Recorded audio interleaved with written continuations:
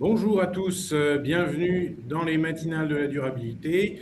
Je suis accompagné de Delphine et de Lucille. Et je laisse la parole à Delphine.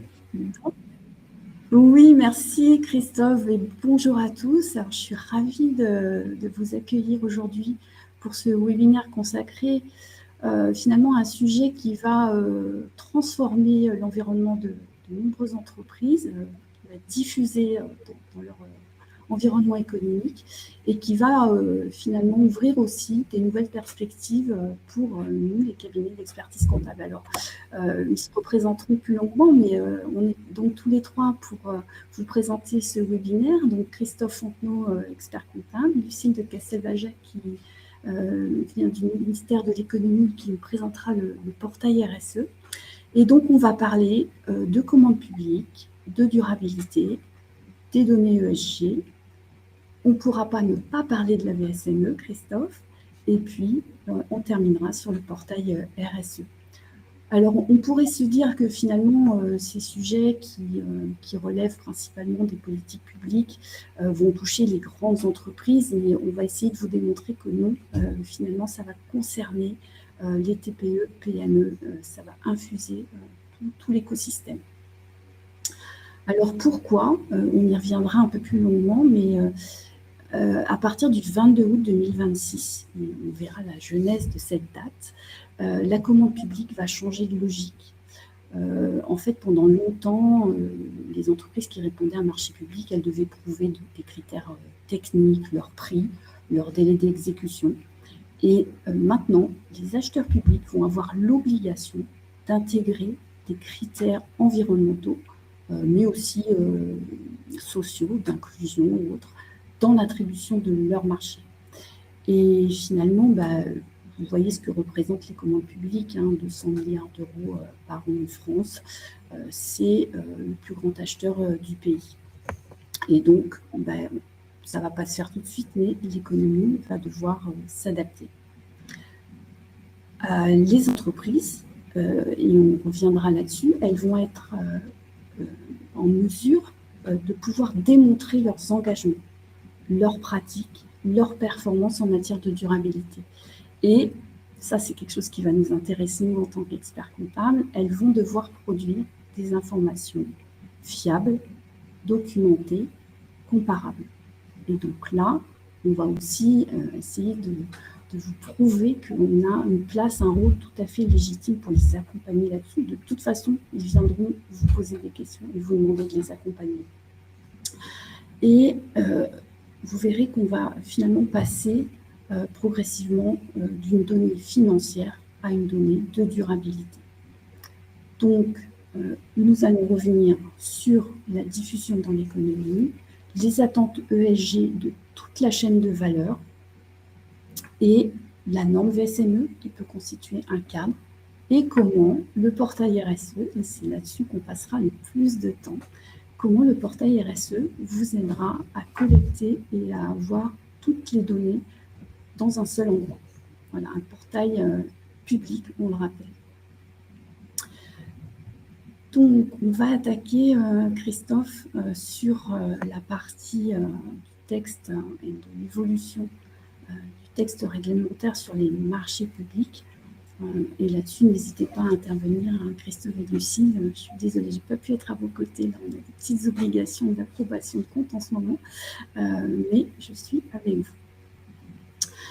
Donc, pour comprendre ce qui se passe avec ce changement de loi qui arrive là, avec cet impact au 22 août 2026, en fait, ça vient de la loi climat et résilience du 22 août 2021.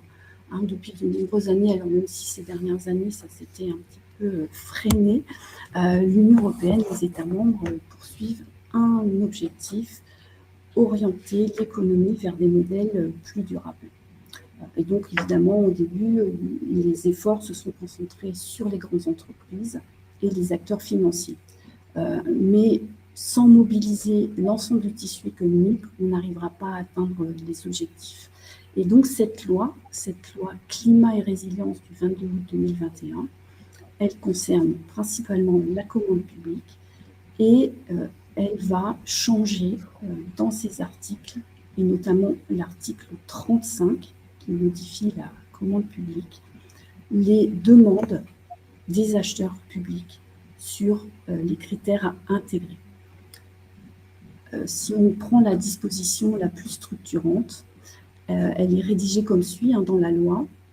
Les conditions d'exécution prennent en compte des considérations relatives à l'environnement et toutes les offres seront appréciées au regard d'au moins un critère d'attribution prenant en compte les caractéristiques environnementales de l'offre.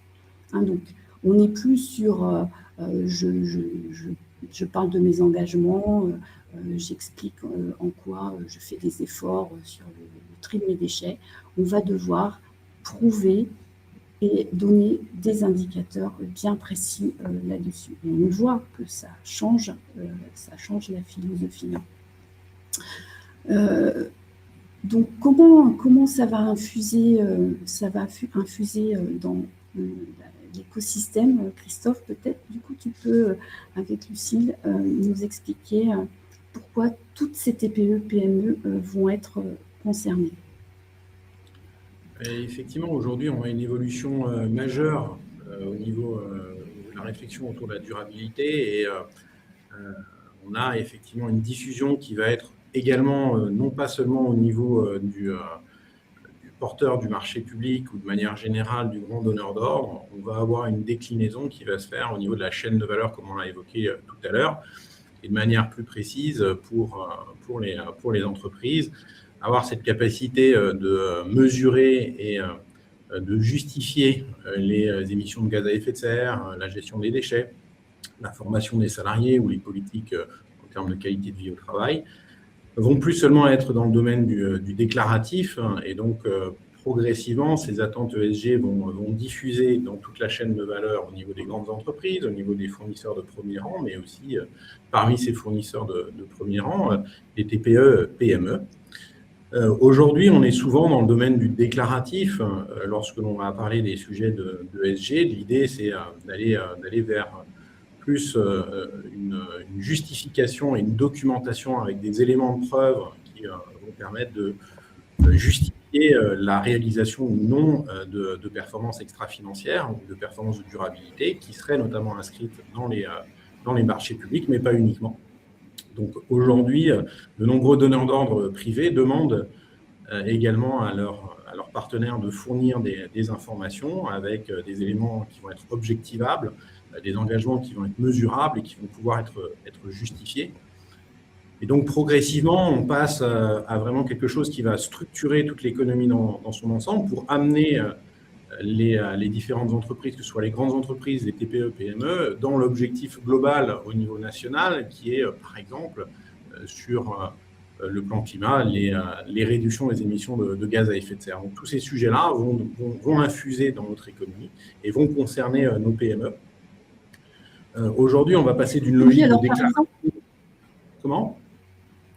Oui, ça peut me permettre, Christophe, tu disais effectivement les TPE, PME vont devoir le prouver à travers certains critères. Juste, c'était pour illustrer, par exemple, sur une entreprise TPE, PME de BTP, elle va devoir, voilà, la part des déchets de chantier qu'elle va trier ou valoriser. Elle ne va pas juste devoir dire je m'occupe de mes déchets, elle va devoir donner des chiffres, elle va devoir expliquer comment elle utilise des matériaux recyclés ou biosourcés, quelles sont les distances d'approvisionnement de ces matériaux. Tu l'évoquais, tout ce qui est émissions de gaz à effet de serre, donc lié par exemple au déplacement de ses équipes, les plans de réduction qu'elle met en place sur ces chantiers, comment elle gère ces déchets dangereux. Voilà, c'était juste pour illustrer ce que tu étais en train de dire, Christophe. Nous, on a ce cas-là, effectivement, pour une TPE qui ont une dizaine d'engins de chantier. On a un grand donneur d'ordre qui impose à notre TPE de fournir les émissions de gaz à effet de serre de ces engins de chantier qui sont mises à disposition par chantier auprès de ce grand donneur d'ordre. Et donc, notre petite entreprise doit estimer les émissions de gaz à effet de serre liées aux engins de chantier qui sont utilisés dans le cadre des contrats qui sont signés avec ce grand donneur d'ordre privé.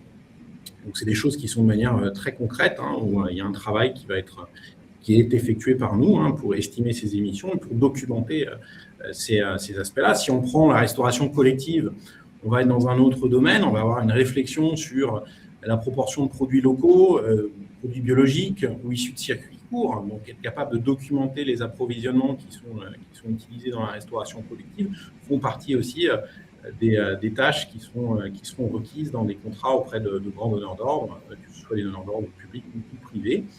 Pour les sociétés de nettoyage, on connaît déjà les indicateurs liés aux produits utilisés, donc être capable de tracer quels sont les produits qui sont utilisés dans le cadre du marché de ménage pour des grands donneurs d'ordre. Pareil pour les conditions de travail des équipes, ce sont des choses aussi qu'il va falloir documenter, être capable de justifier ces fameuses conditions de travail qui posent souvent problème dans le milieu du nettoyage, le taux de formation des équipes et éventuellement la politique d'insertion professionnelle qui va devoir être documentée et justifiée. Dans tous ces cas, dans tous ces exemples concrets qu'on a eus, la question qui revient, c'est est-ce que vous êtes capable de justifier les indicateurs que vous mettez en avant? Et donc, c'est là où on va avoir le principal enjeu qui va se dessiner, notamment quand on échange avec nos chefs d'entreprise. Très souvent, on a déjà des choses qui sont présentes. On entend souvent un discours, nous faisons déjà beaucoup de choses, mais on ne sait pas vraiment comment les formaliser. Et c'est là où on va pouvoir apporter des choses. Donc, il n'y a pas de pudeur à avoir. Souvent, les entreprises ont déjà mis en place des démarches responsables. Elles limitent leur consommation d'énergie pour des raisons à la fois financières, mais aussi pour des raisons de durabilité. Elles recrutent dans des bassins d'emploi locaux. Elles investissent dans l'information. Elles favorisent la sécurité au travail. Elles soutiennent des initiatives locales ou associatives. Donc, le problème, ce n'est pas tellement l'absence d'action dans les TPE, PME, mais c'est souvent l'absence de données, l'absence de capacité à collecter de la donnée pour donner du sens aux objectifs qui leur sont fixés dans le cadre de marché ou dans le cadre des interactions avec les donneurs d'ordre. Donc, l'information, elle existe, mais elle n'est pas structurée, elle n'est pas centralisée, elle n'est pas mesurée de manière fiable systématiquement. Donc, pour répondre à une demande de preuve, il va falloir très rapidement être capable de savoir où se situe cette information et d'être capable d'avoir une information fiable qui va pouvoir documenter les positions qui vont être prises par les entreprises. Par exemple, combien de salariés ont été formés l'an dernier, sur quel sujet, quel est le taux d'absentéisme, quelle est la quantité de déchets qui a été valorisée, quelle est la consommation de carburant dans la flotte de véhicules qu'on utilise, quelle est la part des achats qui est réalisée localement, quelle est la part des achats de produits qui sont utilisés sur des marchés de restauration collective qui sont liés au bio, etc., etc. Donc, ces informations, elles sont souvent dispersées dans l'entreprise, dans différents outils, dans des fichiers Excel ou parfois simplement dans la mémoire des équipes. Donc là, l'idée, c'est d'essayer de structurer ces données et d'accompagner les entreprises sur ces sujets-là. Donc, la révolution aujourd'hui qui se profile, c'est pas tellement une révolution dans les comportements, dans les usages, mais plus une révolution dans la culture de la collecte de la donnée et de la documentation de cette donnée. Donc la durabilité devient progressivement un sujet de gestion de l'information et moins un sujet d'action, puisque beaucoup d'entreprises ont compris les enjeux qu'il y a derrière. Peut-être que je peux ajouter un point très important dans ce changement réglementaire.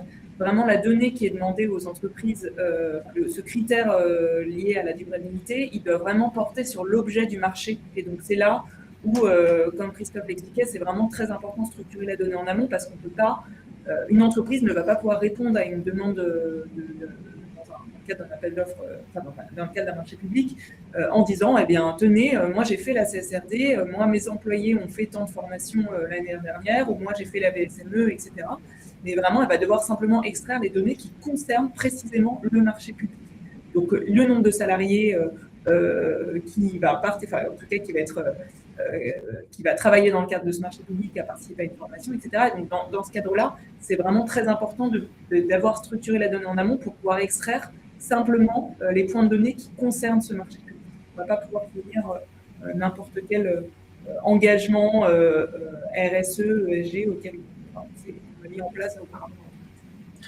Oui, c'est intéressant ce que vous dites, Lucille. Effectivement, les PME qui commencent aujourd'hui à identifier les données pertinentes, à mettre en place des indicateurs simples et à organiser la collecte de ces données vont vraiment disposer d'un avantage économique certain et une certaine longueur d'avance par rapport aux concurrents.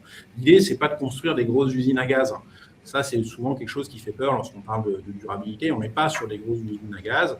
Il s'agit de ne pas reproduire ce qui est fait dans les grands groupes. Il faut adapter la thématique à nos TPE. Il faut être pragmatique et donc commencer par quelques indicateurs les plus pertinents et ensuite identifier les informations qui sont déjà disponibles dans l'entreprise, mettre en place des méthodes de suivi, de collecte et mettre en place progressivement une culture de la preuve, car demain, les entreprises ne seront plus seulement évaluées sur ce qu'elles affirment, mais plus précisément sur ce qu'elles seront capables de démontrer et de documenter et de justifier. Et voilà, dans cet environnement nouveau, la donnée RSE, la donnée de durabilité qui va être collectée va devenir un véritable actif stratégique pour les PME.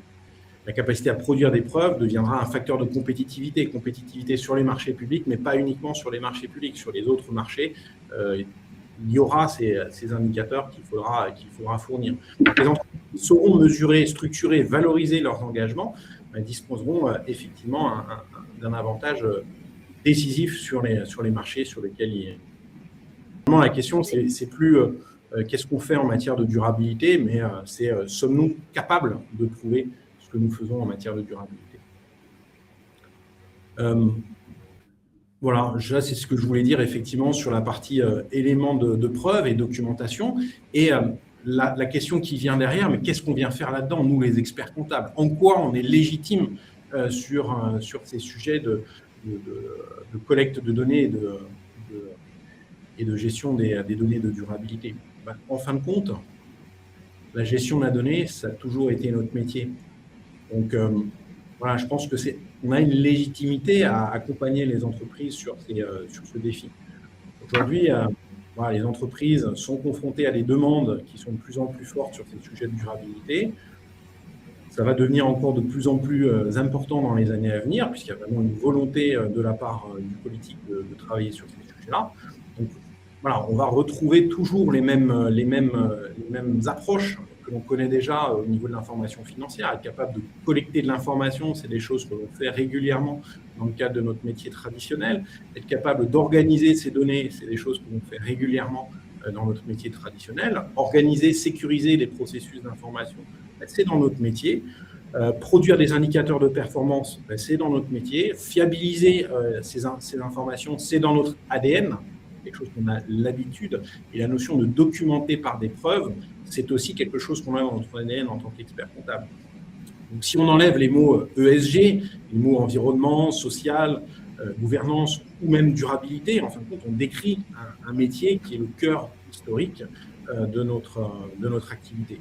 Donc, depuis toujours, on est dans cette mesure de transformer des données brutes en informations fiables et exploitables. Depuis toujours, on essaye d'accompagner les chefs d'entreprise à mesurer leur activité, comprendre leur performance, à rendre compte de leur situation. Certes, aujourd'hui, on est plutôt sur de la situation financière basée sur la performance financière, mais maintenant, on commence à élargir notre spectre vers la performance globale qui intègre ces sujets de performance de durabilité. La mise en place de procédures, la mise en place de contrôles internes, de méthodes pour assurer la qualité de l'information produite, c'est quelque chose que l'on fait depuis des dizaines et des dizaines d'années dans notre profession. Il s'agit maintenant d'appliquer ce savoir-faire à une nouvelle donnée, à deux nouvelles données, qui sont les données de durabilité et qui vont faire l'objet, dans le cadre de marchés publics, d'une information ciblée par rapport au marché, de manière plus générale, dans le cadre de rapports de durabilité qu'on verra un petit peu plus tard avec la norme volontaire, la possibilité de fournir aux grands donneurs d'ordre des indicateurs dans lesquels ils vont pouvoir piocher pour justifier les contributions de leur chaîne de valeur à leurs propres objectifs en matière de durabilité. Donc voilà, nous avons structuré pendant des années les sujets liés. Ouais. Pardon. Oui, Christophe, désolé, je te coupe. Justement, effectivement, sur la diapo suivante, si tu peux nous l'afficher, on a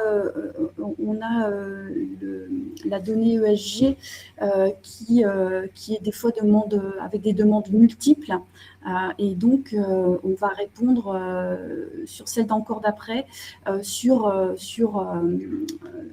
avoir à répondre à plusieurs acteurs avec des données multiples. Donc, est-ce que tu peux revenir là-dessus? Effectivement, on va avoir des indicateurs qui vont être multiples et variés. Les banquiers vont effectivement avoir de plus en plus, dans le cadre notamment de la volonté au niveau européen de développer le financement vert, vont pousser de plus en plus des prêts avec notamment une approche incitative, mais également pour les prêts classiques, les banques vont intégrer le fait qu'une entreprise appréhende les sujets de durabilité à court, moyen et long terme en matière de continuité d'exploitation. Donc aujourd'hui, la continuité d'exploitation des entreprises dans un monde tel qu'on le connaît, un monde où il va falloir être agile, un monde dans lequel il va falloir s'adapter au changement climatique, aux risques géopolitiques, à tous ces enjeux qu'il y a autour de la durabilité des modèles d'affaires. Les banques vont de plus en plus intégrer des critères ESG dans leur grille d'analyse, que ce soit au niveau de la Banque de France ou que ce soit au niveau des banques commerciales. Donc, ça ne va pas seulement concerner des prêts qui vont être avec un incentive basé sur des indicateurs de durabilité, mais sur toute forme de prêt. Donc, le secteur bancaire va travailler sur ces sujets-là. Donc, à côté des grands donneurs d'ordre que peuvent être vos clients, les acheteurs publics, on va avoir d'autres sources d'informations qui vont porter sur des critères ESG que les entreprises vont devoir produire, notamment dans le domaine de la question sur l'assurabilité. Les assureurs vont être de plus en plus intéressés aussi à obtenir des indicateurs de performance concernant l'exposition aux risques climatiques, aux risques en matière de maîtrise de l'eau ou de maîtrise de l'énergie. Tous ces critères-là vont aussi être appréhendés par les assureurs et vont nécessiter pour les entreprises de fournir de la donnée ESG qui va pouvoir être documentée, qui va même devoir être documentée et qui va devoir permettre de répondre aux attentes de ces différentes parties prenantes. Donc, voilà, les mêmes données vont pouvoir être utilisées par de multiples acteurs.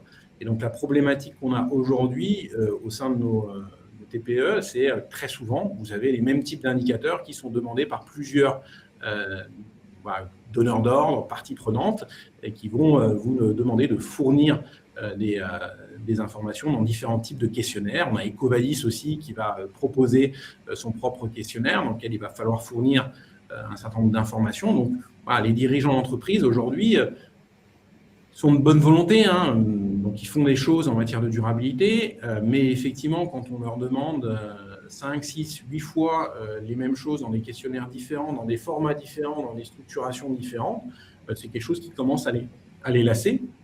Donc effectivement, d'où la nécessité pour les dirigeants de TPE, PME d'avoir aussi la possibilité d'avoir un moyen de centraliser la donnée pour qu'ils puissent être plus à l'aise sur cette communication. Donc vraiment les points d'attention, c'est la nécessité effectivement d'avoir une documentation des flux ESG qui sont demandés par les parties prenantes, de justifier et d'avoir les indicateurs de suivi qui soient pertinents et ensuite de centraliser cette donnée pour limiter la perte de temps de la part des dirigeants qui ont cette contrainte de diffuser auprès de différents acteurs et puis de répondre à différents types de questionnaires puisque les questionnaires ne sont pas standardisés. Voilà, qu'est-ce que je voulais dire d'autre ? Voilà, sur le rôle des experts comptables, bien rappeler qu'on est légitime sur tous ces sujets-là. On est capable de travailler sur les consommations énergétiques, sur les émissions de gaz à effet de serre, sur les indicateurs de formation, sur les indicateurs de diversité, d'insertion, de qualité de vie au travail.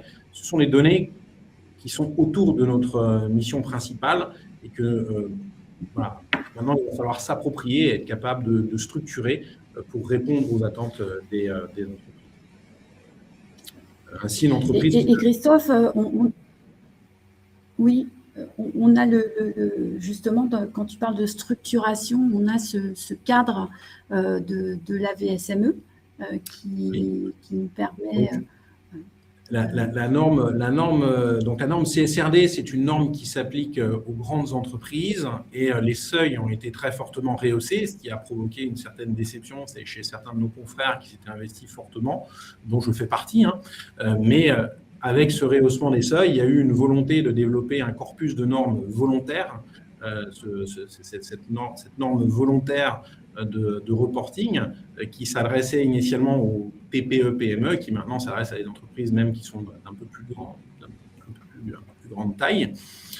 L'idée, c'est d'essayer de développer un corpus de normes volontaires qui diffusent dans toute l'économie, qui soit pragmatique, qui soit assez simple à mettre en œuvre pour des TPE qui sont de plus petite taille. Et donc, cette norme VSME, elle répond au fait que les dirigeants de TPE, ils ont besoin d'un cadre qui soit compréhensible. La CSRD, elle a quand même créé pas mal d'inquiétudes au niveau des chefs d'entreprise. On a eu pas mal de bashing sur ces sujets-là parce qu'effectivement, au niveau des normes européennes de durabilité, on a voulu aller relativement loin, donc, ce qui a provoqué une levée de bouclier de certains représentants nationaux ou de représentants des organismes patronaux.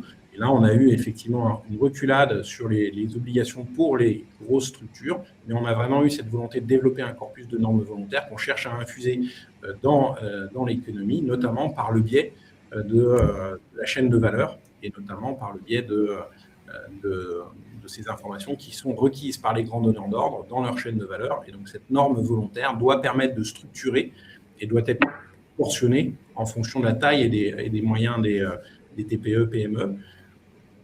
Donc, les attentes en matière de durabilité sont présentes. C'est quelque chose qui va être de plus en plus demandé. Donc, ça rentre aussi dans une logique d'analyse stratégique. La norme volontaire accompagne aussi les chefs d'entreprise sur l'analyse de leur modèle d'affaires et la prise de recul par rapport à leur modèle d'affaires. Donc, être capable sur son modèle d'affaires d'identifier quelles sont les ressources que l'on mobilise, quelles sont les ressources critiques que l'on mobilise, que ce soit en termes financiers, que ce soit en termes humains ou que ce soit en termes naturels.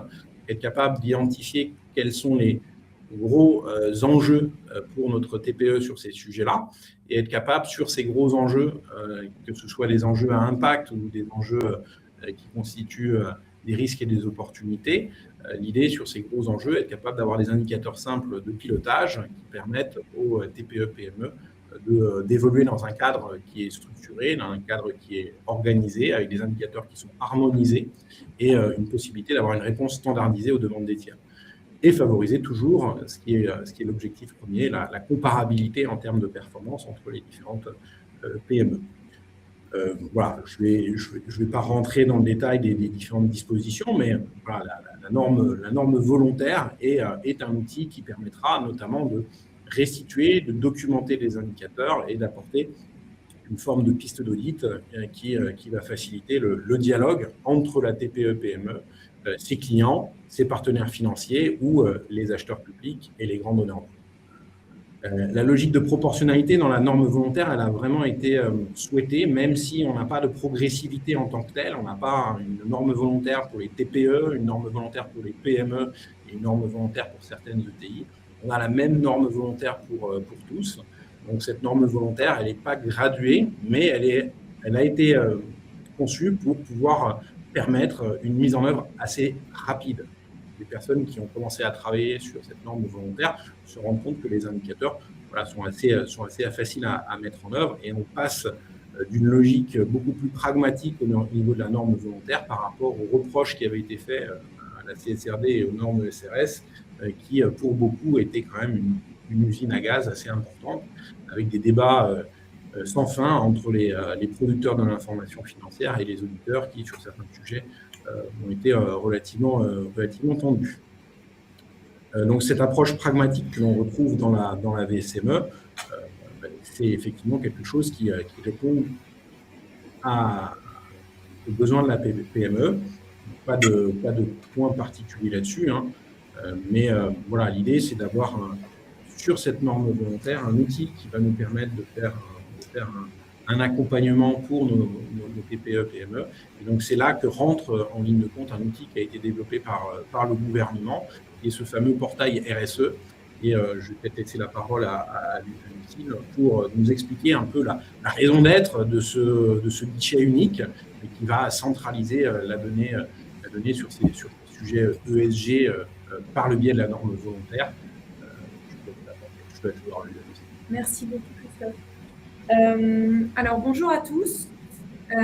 Alors, j'aimerais bien savoir, je ne vois pas exactement combien de personnes, il y a 500 personnes qui sont connectées. Si vous pouvez mettre dans le chat qui connaît le portail RSE, qui l'a déjà utilisé. Et puis, bon, je vous demanderai un petit peu plus tard aussi s'il y en a déjà qui connaissent la VSME. Alors maintenant, on dit VS depuis 3 semaines parce que la Commission européenne a changé le nom de la VSME. Donc maintenant, on dit VS qui veut dire Voluntary Standard. Mais ça m'intéresse de savoir s'il y en a certains qui ont déjà utilisé le portail RSE. Et puis, donc moi, je m'appelle Lucie Castelbajac, je travaille au ministère de l'économie je pilote ce portail RSE et je vais vous présenter ce que c'est. Claire qui dit je le connais mais jamais utilisé, je suis certifiée quelqu'un. D'accord, très bien. Donc, si jamais il y en a qui l'ont utilisé, ça m'intéresse un petit peu d'avoir vos retours aussi sur le cadre dans lequel vous l'utilisez. Donc voilà. Je pense que je vais avoir des slides directement. Voilà. Dans le public qu'on a aujourd'hui, on a beaucoup d'experts comptables qui ont suivi une formation de commissaire au compte vert. C'est une formation de 91 heures qui a été mise en œuvre maintenant il y a quelques temps et qui a apporté un niveau d'acculturation sur ces sujets-là très fort au niveau de la profession. D'accord. Et donc, effectivement, on a cette particularité d'avoir fait cet effort d'acculturation. Et puis, maintenant, on cherche à mettre tout ça en œuvre. Et le portail RSE répond aussi à des attentes au niveau de la profession. D'accord, très bien. Très bien. Et ben moi, ce que je vais faire aujourd'hui, donc je vais vous présenter, je vais vous réexpliquer rapidement pourquoi la norme VSME change la donne, mais Christophe a déjà très bien expliqué. On ne va pas aller dans le détail. Et puis après, je vais vous faire une petite démonstration. Je vais vous expliquer un peu la genèse du portail RSE, comment il a été construit, quelles sont les prochaines fonctionnalités qui arrivent. Et puis, ça m'intéresse aussi, pour ceux qui l'ont déjà utilisé, de savoir de quoi vous avez besoin, vous, pour accompagner vos entreprises. Et puis, je vais vous faire une petite démonstration du portail. Alors, donc pourquoi la norme VSME change la donne? On vous a déjà un petit peu expliqué, mais aujourd'hui, donc il y a une PME sur 3 en moyenne qui reçoit déjà des demandes d'information ESG. D'ici 2028, ce sera vraiment presque toutes les PME.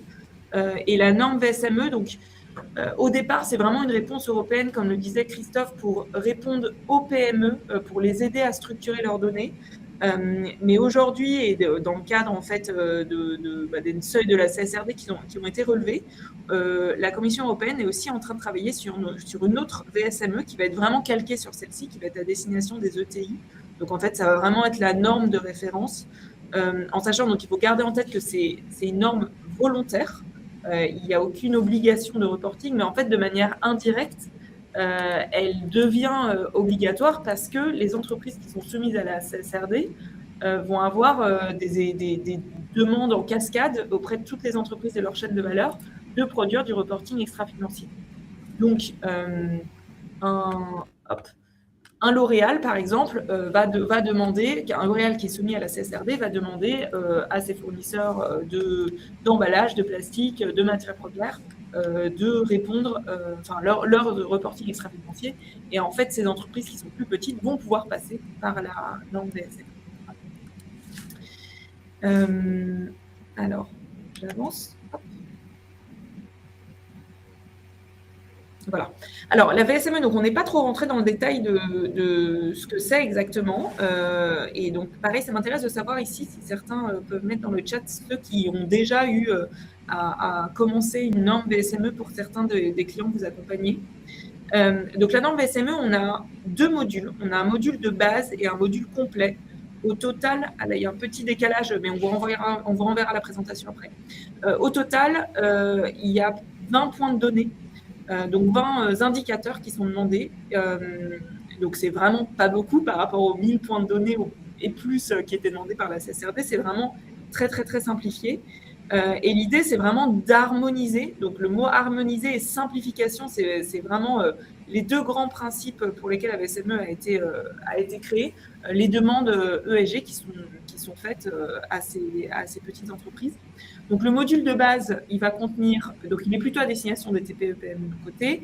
Il va poser les bases d'une première démarche ESG. Donc, on va vraiment poser des questions de base sur la consommation d'énergie, l'eau, les déchets, la formation, la santé, mais vraiment, c'est des points de données très simples. Et le module complet, il va plutôt être à destination des PME qui vont être sollicités par des acteurs financiers, des investisseurs qui, par exemple, leur demandent des points de données ESG. Et ça permet, donc sur le module de base, vous avez 11 thématiques, 11 indicateurs à remplir, et sur le module complet, vous en avez 9 en plus. Donc, soit on fait le module de base, soit on fait le module de base et le module complet. Mais le module de base, ça vous permet vraiment de mettre le pied à l'étrier. Et donc, le module complet, on va avoir des thématiques un peu plus avancées sur le scope 3 de l'empreinte carbone, les droits humains, la gouvernance, les risques, etc. Donc, c'est vraiment aux entreprises de choisir, enfin, ou à vous, si vous accompagnez ces entreprises, de choisir si c'est plus pertinent pour elles de faire le module de base ou le module de base plus complet. Voilà.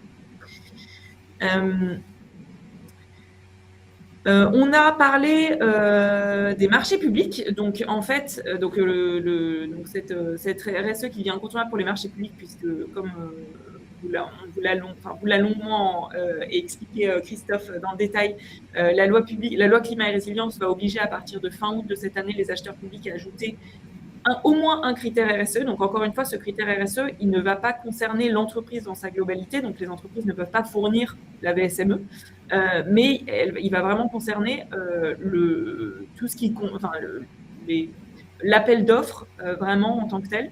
La VSME va permettre en fait aux entreprises de structurer en amont leurs données pour ne fournir à ces donneurs d'ordre publics seulement les critères qui concernent le marché public. Et on a une autre réglementation qui va aussi entrer en vigueur cet été, dont on n'a pas parlé. C'est la Commission européenne qui a introduit le Value Chain Cap, qui va normalement entrer en vigueur en juillet. Donc là, en ce moment, il y a une consultation publique. Je crois qu'elle est terminée. Elle s'est terminée hier soir. Et donc, le Value Chain Cap, qu'est-ce que c'est ? C'est en fait le fait que les entreprises et les marchés publics, d'ailleurs, ne vont pas pouvoir demander aux entreprises de leur chaîne de valeur des points de données qui vont au-delà de la VSME. Donc, la VSME, c'est vraiment le plafond. Elles ne peuvent pas demander des indicateurs qui ne sont pas contenus dans la VSME. Donc ça, cette réglementation, donc je n'ai pas encore la date exacte, mais ça va être en juillet, va vraiment placer la VSME comme le rapport simplifié qui permet à toutes les entreprises d'avoir des indicateurs harmonisés. Et ça va la VSME va vraiment devenir le rapport extra-financier de référence dans toutes les demandes ESG qui sont faites aux entreprises. Ça, c'est vraiment très important et ça va vraiment propulser la VSME sur le devant de la scène. Hop. Alors, maintenant, je vais vous parler très concrètement du portail RSE. Qu'est-ce que c'est que le portail RSE ? Je vois déjà qu'on a des questions très intéressantes et donc je vais vous en parler. Donc oui, Claire, on peut avoir un compte accompagnant. Donc nous, on a appelé ce compte conseiller RSE sur lequel vous allez pouvoir piloter les données de plusieurs entreprises. Donc je vais vous faire une petite démonstration après. Donc aujourd'hui, qu'est-ce que c'est que le portail RSE ? Pour vous faire un petit peu l'historique, donc portail RSE, c'est un portail public qui est né il y a 3 ans. Et au départ, l'idée était vraiment d'accompagner les entreprises, de les aider à se préparer à la CSRD, qui allait demander un certain nombre de points de données, de faire une maîtrise de double matérialité, enfin un certain nombre de choses sur lesquelles les consultants, les experts comptables et les entreprises, les dirigeants de PME, TPE étaient pas, s'inquiétaient un petit peu, n'étaient pas forcément à jour sur comment faire. Et donc c'était l'idée première, et la seconde idée, c'était également d'avoir un portail, un tableau de bord en fait sur lequel les entreprises allaient pouvoir identifier les réglementations RSE qui s'appliquent à elles. Donc vraiment, je vais vous montrer après, mais quand on se connecte sur le portail RSE, on rentre son bilan, le nombre de salariés que l'on a, sa consommation énergétique, Et on va avoir accès à un tableau de bord après ça qui nous indique, en fonction de ces données-là, vous avez aujourd'hui 5 réglementations qui s'appliquent à vous, les voici, et vous pouvez les remplir en direct sur le portail RSE ou sur telle plateforme nationale publique. Voilà.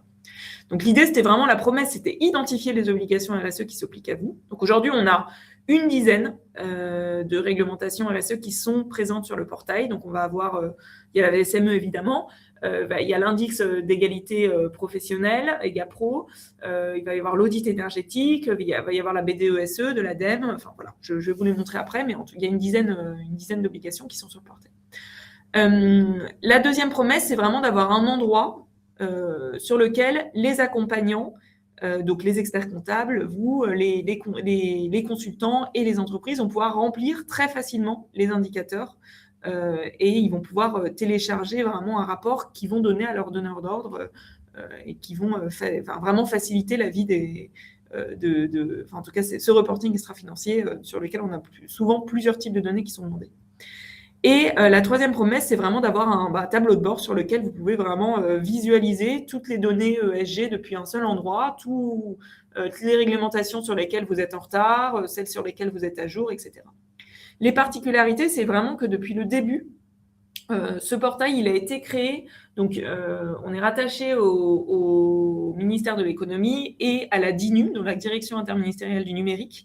Et ce portail, il a été développé dans le cadre d'un programme qu'on appelle beta.gouv, qui est un programme de start-up d'État, c'est-à-dire que depuis le début, l'idée c'était d'être très agile et de construire le portail vraiment en co-construction constante avec les utilisateurs. Donc, on organise des webinaires une fois par an qui sont vraiment ouverts à tous et sur lesquels on récolte des demandes, des feedbacks sur soit des accompagnants comme vous, soit des dirigeants d'entreprise qui nous disent nous, on aimerait bien avoir telle fonctionnalité, où on a telle réglementation qui n'est pas encore sur le portail et pourtant on nous le demande beaucoup.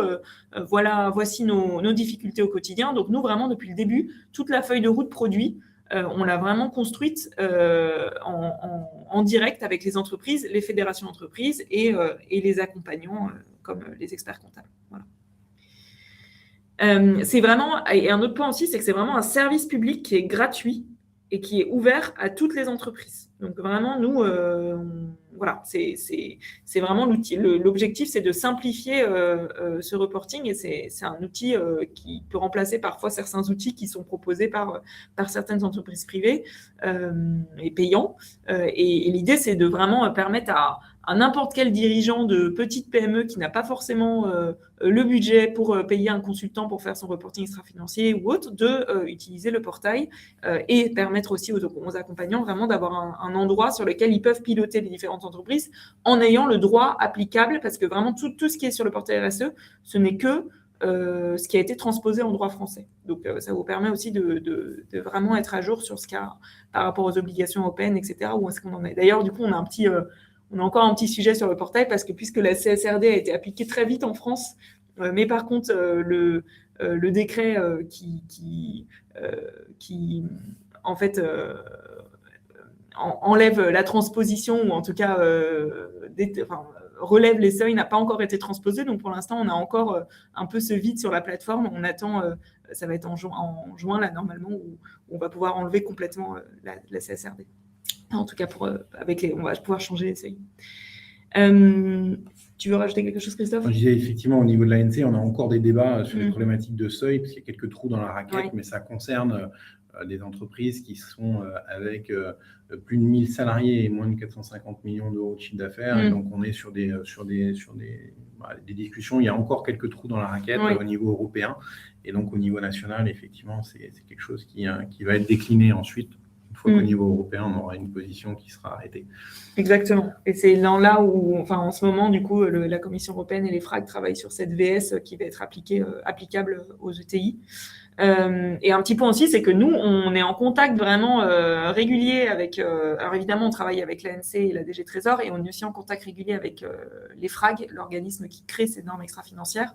Donc, on reçoit souvent sur notre support des remarques d'entreprises qui nous disent un tel indicateur, c'est un peu compliqué, c'est pas très clair, comment je l'interprète de telle manière ou telle manière. Et donc, nous, on remonte aussi toutes ces remarques à l'EFRAG qui après peut modifier ou en tout cas affiner ces différentes normes.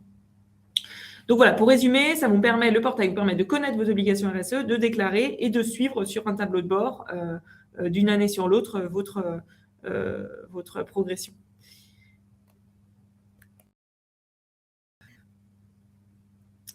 Eh bien, là, je vous propose avant de vous parler des prochaines fonctionnalités, on va peut-être arrêter la présentation ici. Et moi, je vais me connecter depuis mon ordinateur pour vous faire une petite démonstration. Et en attendant, si vous avez des questions. Donc nous, du côté de l'ANC, on a répondu effectivement aux sollicitations sur la norme volontaire. Donc on a soutenu cette approche de progressivité tout en regrettant le rehaussement des seuils. On a remonté un certain nombre de points au niveau national, notamment sur la géolocalisation des sites et notamment sur la problématique d'alignement de la norme volontaire par rapport à la norme pour les grands comptes, notamment la cohérence qu'il peut y avoir sur certains indicateurs. Donc, on a quelques adaptations à voir. Donc, effectivement, on a encore un peu de frottement entre la norme ESRS révisée et la norme VSME telle qu'on la connaît. Donc, il y a un petit peu de calibrage qui se fera au cours de l'été. Voilà, donc on reste dans un processus qui va rester relativement stable au niveau de la norme volontaire, mais avec effectivement quelques frottements et des questionnements sur l'applicabilité de la Cap in Value Chain dont vous avez parlé tout à l'heure. Voilà. Et grâce à ça, maintenant, on est sur le portail RSE avec Lucille, voilà. Et on est concrètement sur l'outil en question. Et donc, la première question qu'on a eue, c'est comment on s'inscrit et est-ce qu'il faut obligatoirement avoir un numéro de SIRET? Oui, alors en effet,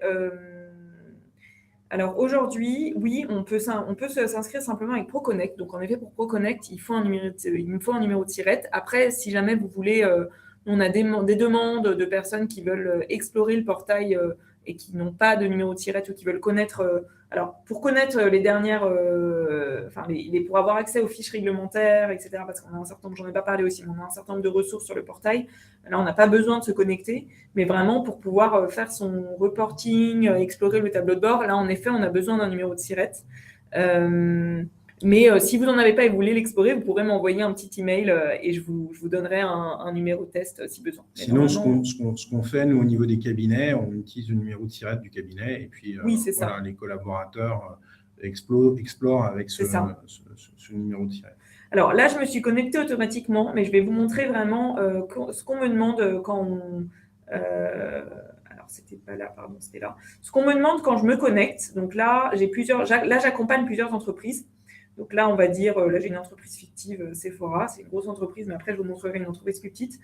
Donc, quand je me connecte, on va me demander ces informations-là. Donc, on va me demander la date de clôture du dernier exercice comptable, le nombre de salariés, le chiffre d'affaires, le bilan, sachant qu'à chaque fois, c'est des fourchettes, c'est pas exactement. Et aussi un point, on nous le demande souvent, toutes ces données sont vraiment confidentielles, c'est-à-dire qu'il n'y a pas du tout de transfert d'informations d'un ministère à l'autre ou quoi. Je sais que parfois, il y a parfois des inquiétudes qu'on transmette ces données, ou tout ça, que ce soit du déclaratif qu'on va transmettre à d'autres ministères. Absolument pas. Aujourd'hui, c'est encore une fois l'objectif du portail, c'est de simplifier votre reporting. Et peut-être que dans un futur, on vous demandera si on peut publier certains des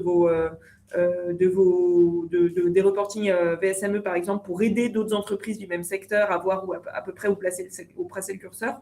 Mais dans tous les cas, on vous demandera évidemment auparavant l'autorisation et toutes les données qu'on met ici, rien n'est transmis à d'autres administrations. Donc, une fois qu'on a rempli ces données-là, je fais enregistrer et je vais avoir accès à mon tableau de bord de moi en tant qu'entreprise Sephora, sur lequel je vais voir les réglementations qui sont applicables à mon profil d'entreprise par rapport aux critères que j'ai remplis auparavant. Je vais avoir ma VSME ici, donc je ne vais pas du tout commencer à la remplir, mais je vais vous montrer comment ça fonctionne. Et donc là, si je clique sur réglementation applicable, on va voir en rouge Les réglementations qui me restent à mettre à jour. Donc là, on voit que le bilan carbone, il n'est pas complètement à jour.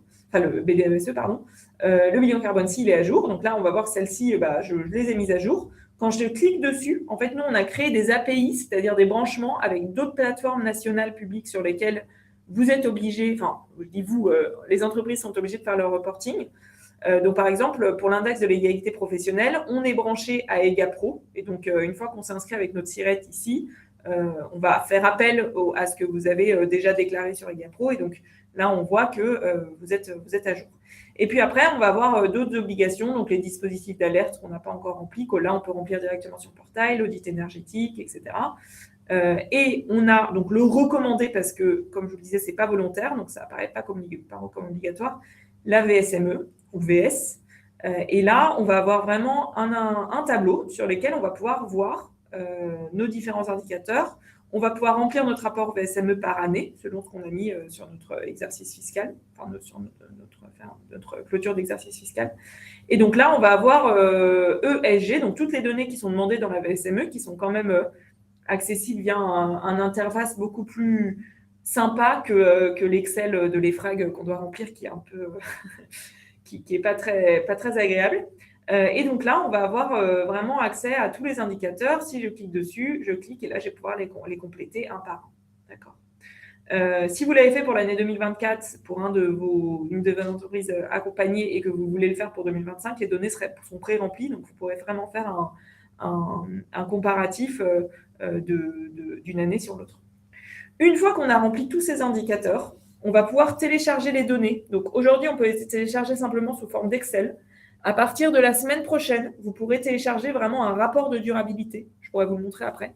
Et donc, ça a été beaucoup demandé par des entreprises qui disaient nous, on a rempli notre VSME, mais on nous demande vraiment des rapports d'impact, des rapports de durabilité.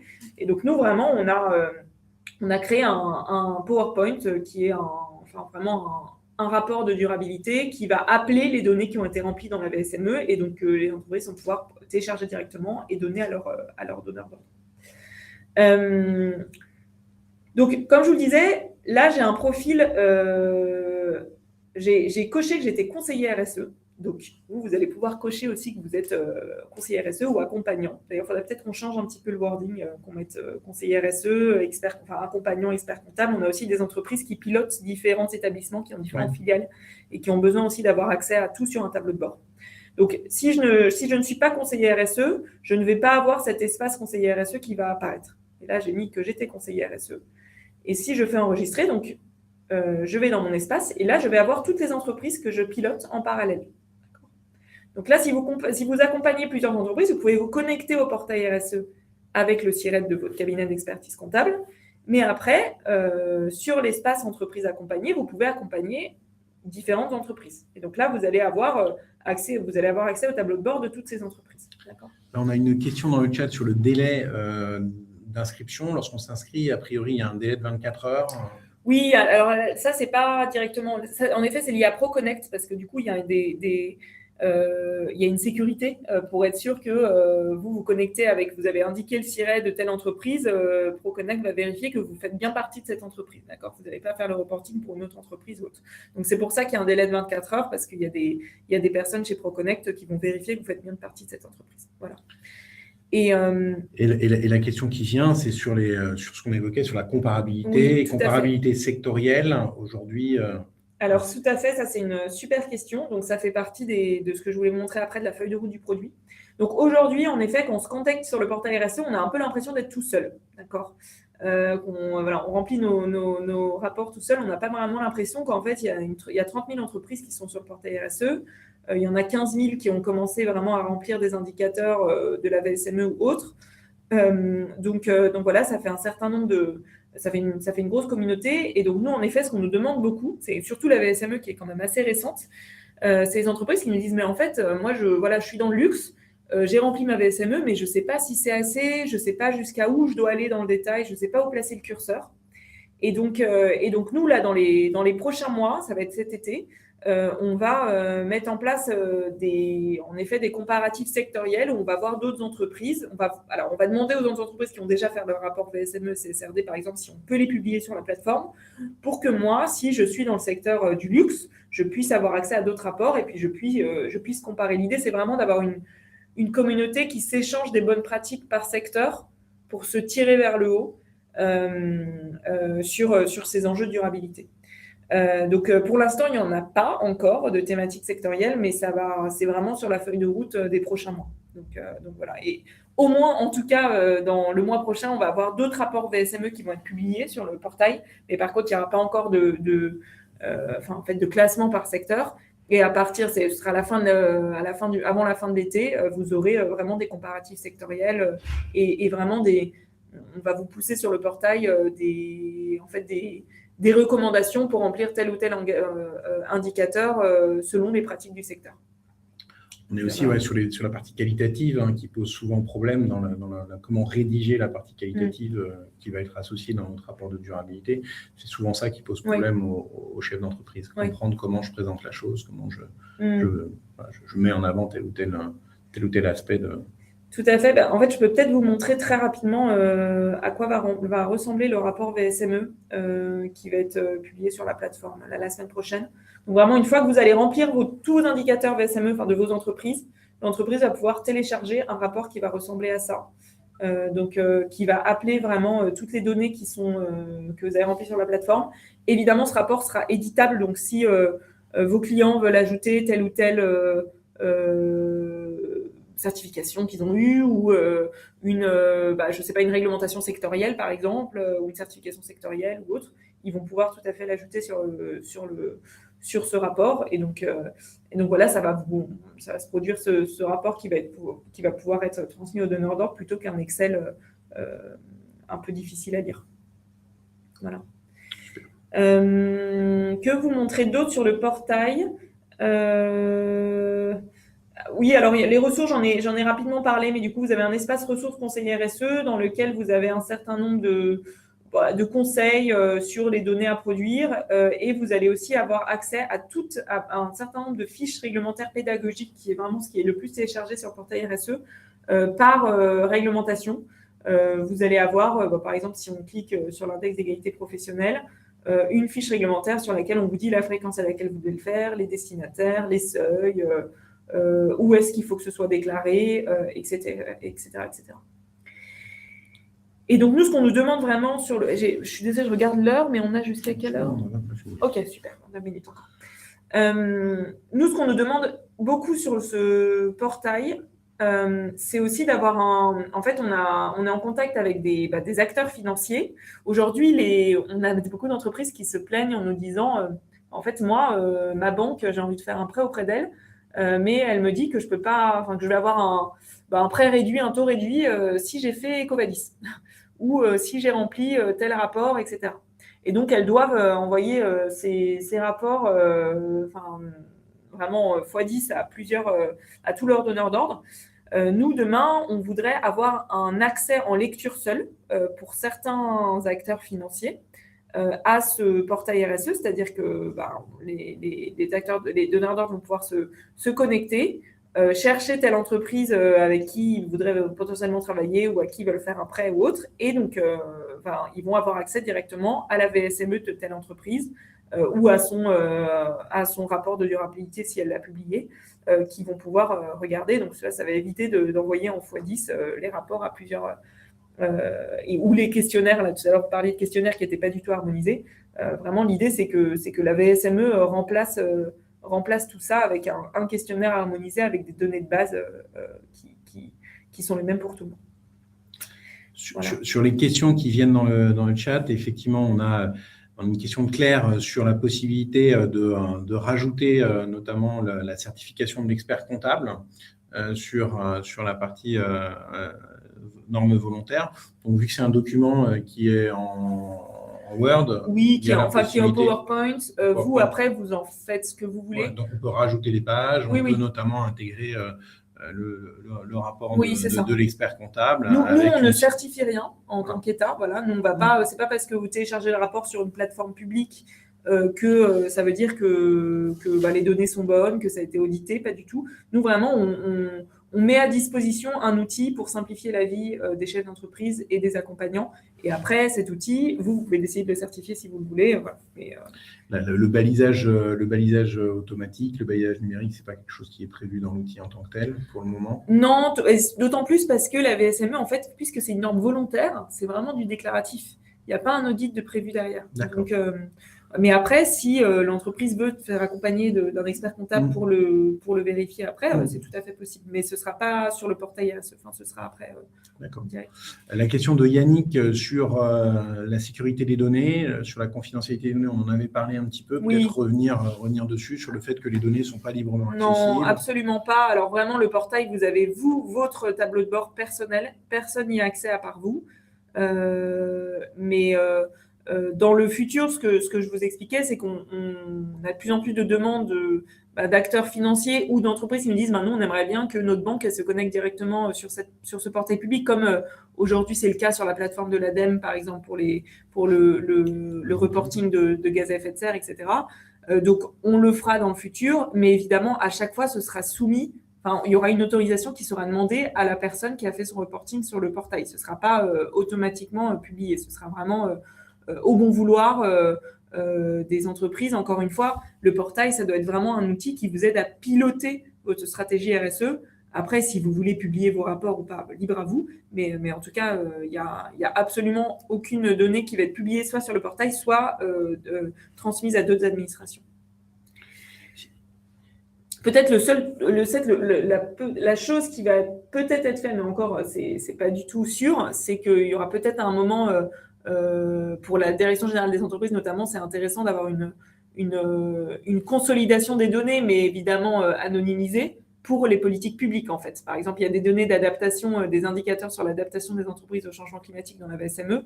Ce serait intéressant pour faire les politiques publiques que la DGE ait accès à ces données, mais ce sera des données consolidées qui seront complètement anonymisées. Voilà. Si on, en tant qu'expert comptable, comment vous voyez le chemin pour construire la VSME? Ça va être étape par étape? Comment vous construisez le chemin d'un utilisateur ou d'un consultant RSE pour une TPE dans l'espace conseillé, ou par où on commence et Tout à fait. Eh bien, alors, quand vous entrez, quand vous inscrivez en tant qu'expert comptable sur le portail, donc vous cochez bien que vous êtes accompagnant RSE. Et donc là, vous allez pouvoir accompagner des entreprises. Donc là, j'en ai déjà un certain nombre, mais là, vous pouvez en ajouter d'autres. Et une fois que l'entreprise est ajoutée, alors, il y a peut-être un petit cas aussi qu'il faut que vous ayez en tête. Si l'entreprise est déjà sur le portail RSE, il va falloir lui demander l'autorisation. Donc, vous allez avoir une notification qui va être envoyée à la personne à qui l'entreprise est rattachée de pouvoir accéder en tout cas au reporting. Si l'entreprise n'est pas encore sur le portail RSE, automatiquement, vous pouvez être éditeur et commencer à faire son reporting sur le portail. Est-ce qu'il faut prévoir un délai, ou est-ce que c'est non, c'est tout de suite. À partir du moment où on saisit, on peut commencer à travailler? Le délai, c'est vraiment pour l'inscription sur le portail, c'est-à-dire que vous n'ayez pas une adresse, une connexion ProConnect qui ne soit pas liée à votre entreprise. Voilà. Mais après, pour accompagner les entreprises, vous pouvez commencer tout de suite. Il n'y a pas de délai derrière. Vous pouvez nous mettre un numéro de siret et commencer tout de suite. Et est-ce qu'il existe une checklist en amont de ce que le consultant doit collecter comme données pour pouvoir remplir, ou est-ce que c'est en cheminant? Oui, c'est ça, c'est en cheminant. Ouais. Vous allez voir que la VSME, encore une fois, c'est des données qui sont très basiques. Si on regarde en général, voilà, on va vous demander les bases d'établissement, ce que vous avez mis en place, quelques questions sur le business model, etc. Vous pouvez répondre non pertinent ou pas pour un certain nombre de questions aussi.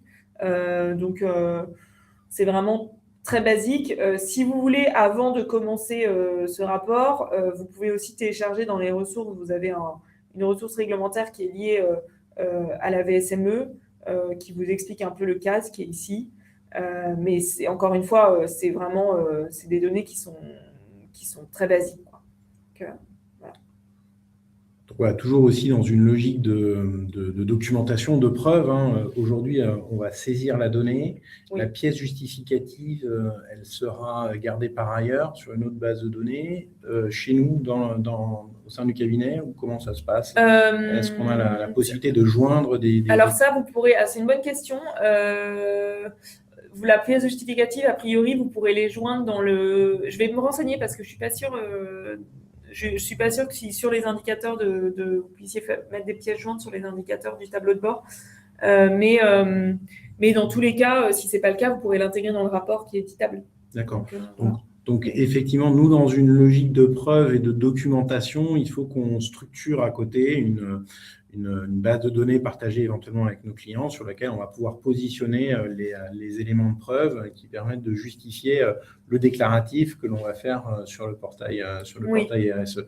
Donc, la preuve et donc la piste d'audit, elle reste chez nous. Peut-être que demain, elle sera sur le site, mais aujourd'hui, elle reste chez nous. Donc, pour chaque indicateur, effectivement, penser à structurer une arborescence au sein des dossiers de vos clients pour documenter, pour justifier à la fois les processus de collecte de la donnée, les données, comment les données se consolident.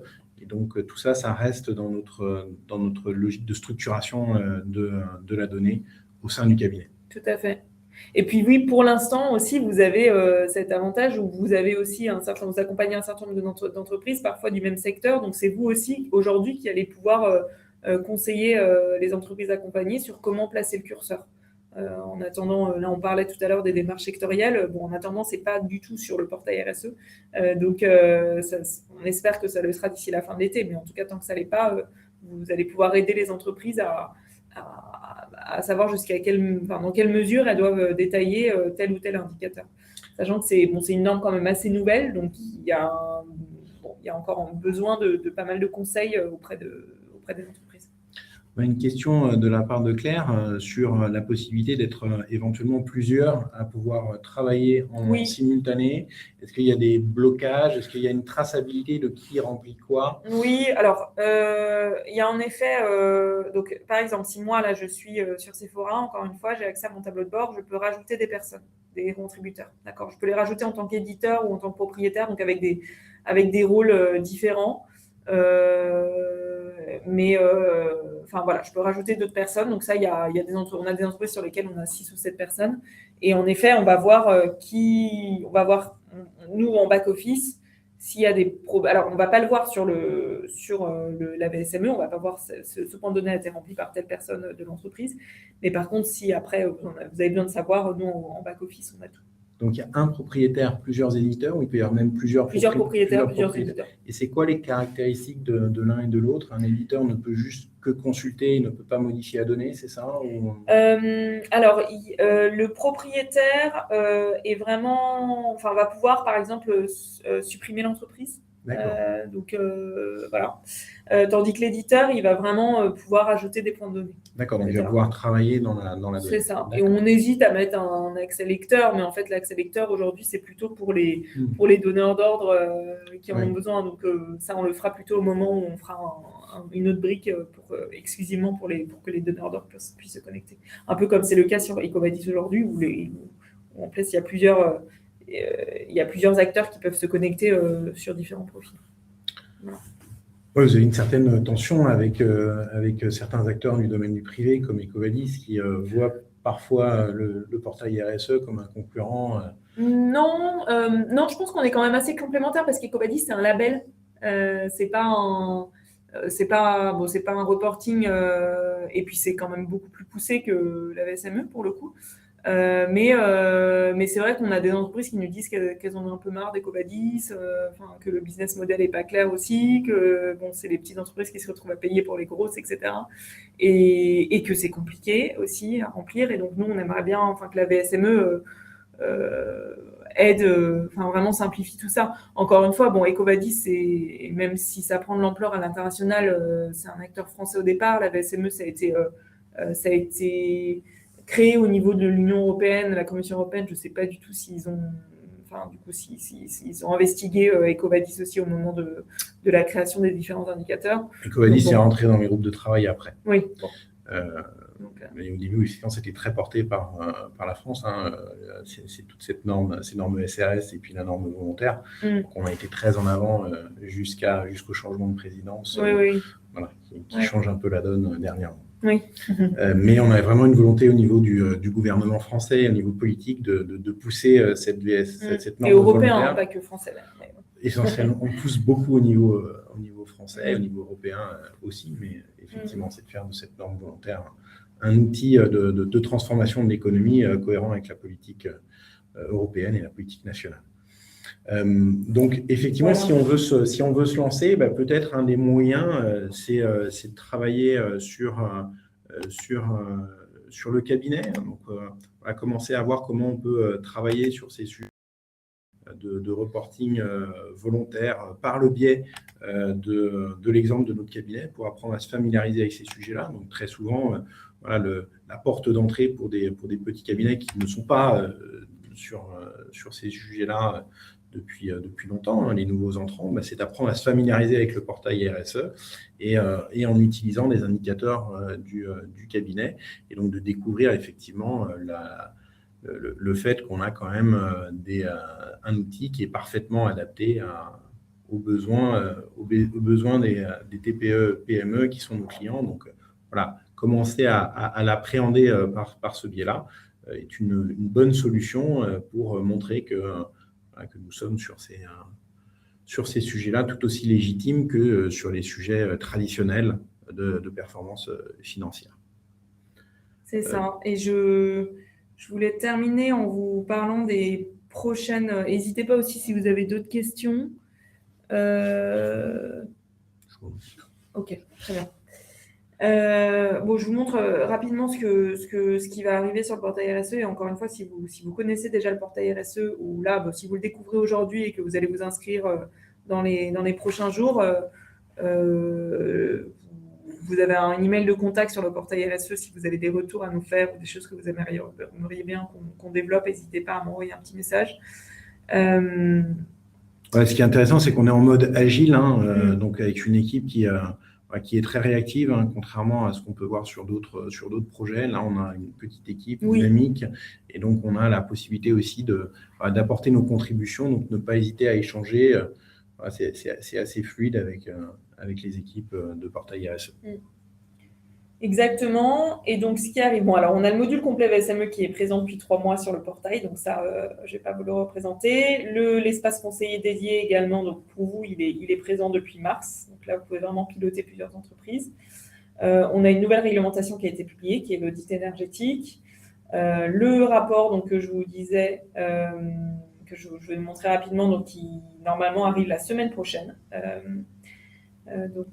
Aujourd'hui, on a plus de 1200 entreprises qui ont déjà commencé le portail, leur rapport VSME sur le portail RSE, donc c'est vraiment très demandé, et puis on en a de plus en plus avec cette réglementation qui arrive sur les marchés publics. Vous avez le club des jeunes dirigeants qui poussent aussi leurs adhérents à aller sur le portail RSE pour construire leur rapport de VSME. Donc, il y a une dynamique qui se met en place. Il faut qu'on arrive aussi, nous, de notre côté, pour essayer de pousser tout ça auprès de nos clients. Et donc, comme le souligne Yoché, effectivement, on a les explications et les analyses qui sont un vrai plus aussi pour nous, pédagogiques, et qui nous permet aussi d'être un support auprès de nos clients.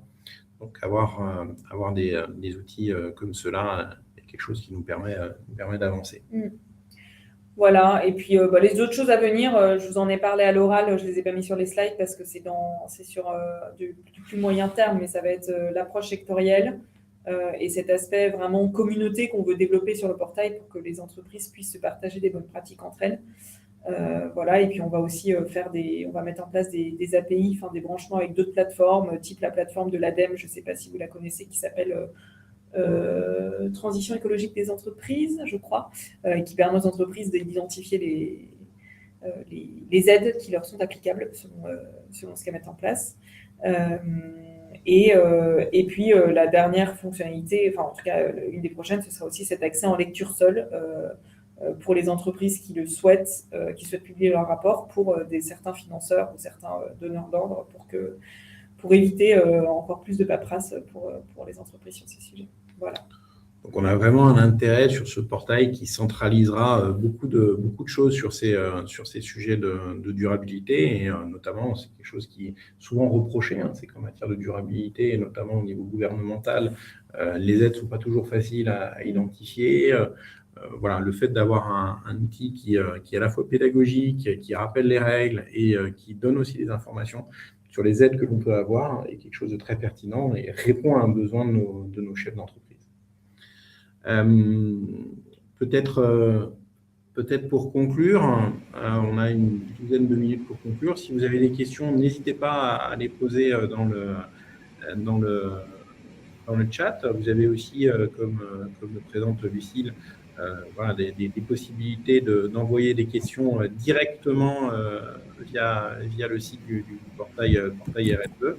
Donc, on a une accessibilité aujourd'hui avec des interlocuteurs qui sont en côté. Voilà, je ne sais pas, Delphine, si tu veux prendre la parole. Oui, j'étais en train de mettre, merci Christophe, j'étais en train de mettre dans le chat que nous allons prolonger ce webinaire lors des universités d'été. Donc le 1er septembre, Lucile sera là pour un atelier avec une nouvelle démonstration. Et d'ici là, ce qu'on souhaiterait, c'est que vous puissiez tous ceux qui ont suivi ce webinaire tester le portail et revenir avec plein de questions pour Lucile, voire même à nous les envoyer avant pour qu'on puisse vous répondre le 1er septembre. Voilà. Oui, pour l'atelier aux universités d'été, n'hésitez pas à nous envoyer toutes vos questions pour qu'on puisse adapter au mieux l'atelier que l'on fera ensemble aux universités d'été, qui sera vraiment très, très concret et avec un temps dédié à cette utilisation. Familiarisez-vous avec l'outil.